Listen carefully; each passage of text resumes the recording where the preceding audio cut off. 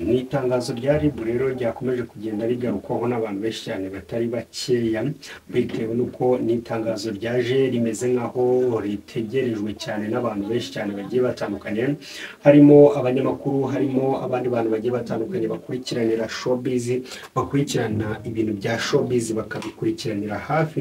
Abo bose bari mu bamwe mu bantu bari bategereje iri tangazo. Ni itangazo rero rya RIB ryamenyeshaga abaturage bose muri rusange yuko umuyobozi wa Ferwafa cyangwa se wahoze ari umuyobozi wa Ferwafa afunzwe n'urwego rw'igihugu rw'ubugenzacyaha RIB. Rero n'amakuru yaje akenewe kandi n'amakuru yaje kugira ngo akonfaminge n'ubundi ibyari bimaze iminsi bikekwa ati ese umuyobozi wa Ferwafa ari mu maboko yiwe, ari mu rugo, bimeze gute?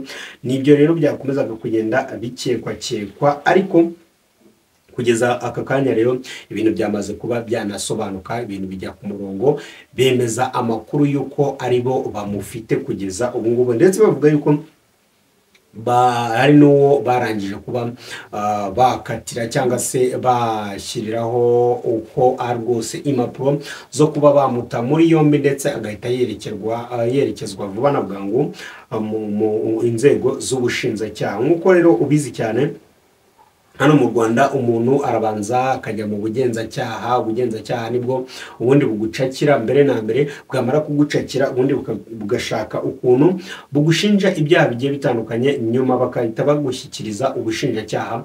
Rero nyuma yo kugushyikiriza ubushinjacyaha buhita bukugeza imbere y'urukiko. Ubushinjacyaha nyine bukagushinja, ukaba wahamwa n'ibyaha cyangwa se nibiguhamye. Rero biguhamye birumvikana uhita ubihanirwa nk'uko n'ubundi amategeko aba ari kubiteganya. Ubwo rero nuko bigomba kugenda, nta kundi rero bigomba kugenda. Ugomba guhita ubyemera vuba na bwangu ukakira icyo amategeko aba ari kugenda ateganya mu gihe cyose nyine bigaragaye yuko wakoze amanyanga cyangwa se bigaragaye yuko wakoze ibyaha nk'uko bigaragara mu gitabo cy'ibyaha gihana cya leta y'u Rwanda. Nuko rero biba byifashe. Ubu rero RIB yemeje amakuru avuga yuko itabwa muri yombi rya Kamarade ndetse n'ibyaha akurikiranyweho byose byashyizwe ahagaragara, ari nabyo bintu turi kugenda tugarukaho muri iki kiganiro. Iyi ni Wasam TV Show. Reka tukubwire ngo gukora subscribe ni ingenzi kugira ngo tujye tubana mu biganiro bigenda bikurikira iki ngiki, utazacikwa n'ikiganiro kimwe tugenda tugukorera, bitewe nuko biba ari ibiganiro byiza kandi bicukumbuye bikugezaho amakuru ya nyayo. Aya ni amakuru rero yaramaze igihe ahwihwiswa n'abanyamakuru ati rwose ese polisi mufite uyu mugabo tirekada, ese bane mufite uyu mugabo tirekada, none n'aba mu muryango w'uyu mugabo nyine wayoboraga Ferwafa bakanga guhita babyemeza byako kanya, ahubwo bakagenda babivugira mu matamatama. Rero bikaba byaratumaga itangazamakuru muri rusange tutamenya ngo ari hehe, ese bimeze gute, ibyiwe byifashe bite. Kuri iyi nshuro rero aka kanya ubu ngubu tuvugana muri aya masaha y'umugoroba rwose yamaze kuba yatabwa muri yombi. Oya, ntabwo aribwo atabwiwe muri yombi kuko hashize iminsi, ahubwo nibwo byemejwe na RIB. Byemejwe na RIB yuko uyu mugabo Kamarade cyangwa se uzwi ku izina rya Kamarade ari mu maboko y'inzego z'umutekano. Rero akaba ari kuryozwa ibyaha bigiye bitandukanye, ari nabyo turi buze kugarukaho muri iki kiganiro. Urwego rw'igihugu rero rw'ubugenzacyaha RIB, urwo ni urwego rw'igihugu rukomeye cyane rushinzwe ubugenzacyaha, ubundi bagakora iperereza rikomeye cyane bakagushyikiriza ubushinjacyaha, noneho ubushinjacyaha bukazagushinja hehe? Mu rukiko. RIB rero yemeje yuko Kalisa Adolphe uzwi nka Kamarade wari umunyamabanga w'ishyirahamwe ry'umupira w'amaguru hano mu Rwanda Ferwafa yatawe muri yombi, kandi rwose afite n'uru rwego. Nk'uko rero tugiye kugenda tubigaruka. Arashinjwa iki rero? Arashinjwa iki? Bamufashe ryari? Ni ibiki akurikiranyweho? Ese dosiye yiwe igeze he? Iyi ni Wasam TV Show. Uyu mugabo rero Kamarade wavuye kuri izi nshingano zo kuba umunyamabanga mukuru w'uru rwego nyine rw'igihugu rushinzwe iby'umupira w'amaguru. Izi nshingano rero zivuyeho tariki ya 30 Kanama 2024 rero yari yarazigiye kuri mu mwaka n'ubundi wabanjije uwo ngo wa 2023 n'ubundi Kanama. Tariki rero ya 4 Nzeri 2025 nibwo amakuru yagiye hanze ko Kamarade yatawe muri yombi, ariko ntacyo inzego bireba cyangwa se nka polisi cyangwa se RIB ntacyo bigize babivugaho, ahubwo byakomeje kugenda binogwanogwa ngo ari mu nzego ngo niki, ariko nibishyirwe hanze ngo byamurugwe ngo byerurwe tumenye ngo ari hanze bingana iki cyangwa se bimeze gute, ahubwo tukaba tuzi ngo ni ibintu bimeze gutyo by'ibihuha. Ariko kuri iyi tariki nyine ya 16 byatangajwe yuko rwose binyuze kuri RIB cyangwa se ku mbuga nkoranyambaga za RIB yemeje ko rero Kamarade ndetse na Tuyisenge Eric uzwi nka Katona warushinzwe rero ibikoresho by'ikipe y'igihugu ngo bafunzwe bakurikiranyweho ruswa ndetse no kunyereza umutungo. Ubwo birumvikana yuko no gukoresha umutungo wa leta ukawukoresha ibyo utagenewe kuba wakora. Rero ibyo ngibyo nibyo bitumye bari mu nzego z'ubutabera cyangwa se bari mu nzego z'umutekano. Yagize ati rero RIB ku bufatanye na polisi y'igihugu yatangaje iperereza kuri bamwe mu bayobozi b'ishyirahamwe ry'umupira w'amaguru mu Rwanda Ferwafa bakekwaho ibyaha bigiye bitandukanye. Ibyo byaha nk'uko twabikubwiye ni ruswa ndetse hakiyongeraho kunyereza umutungo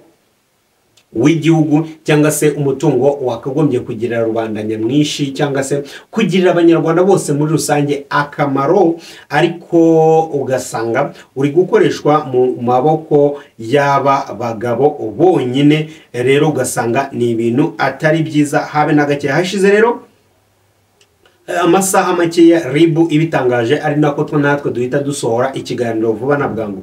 Hashingiwe rero ku iperereza RIB yafunze Kalisa Adolphe umunyamabanga mukuru wa Ferwafa na Tuyisenge Eric ushinzwe ibikoresho by'ikipe y'igihugu Amavubi bakekwaho ibyaha birimo kunyereza umutungo, ruswa ndetse no gukoresha iyi nyandiko mpimbano.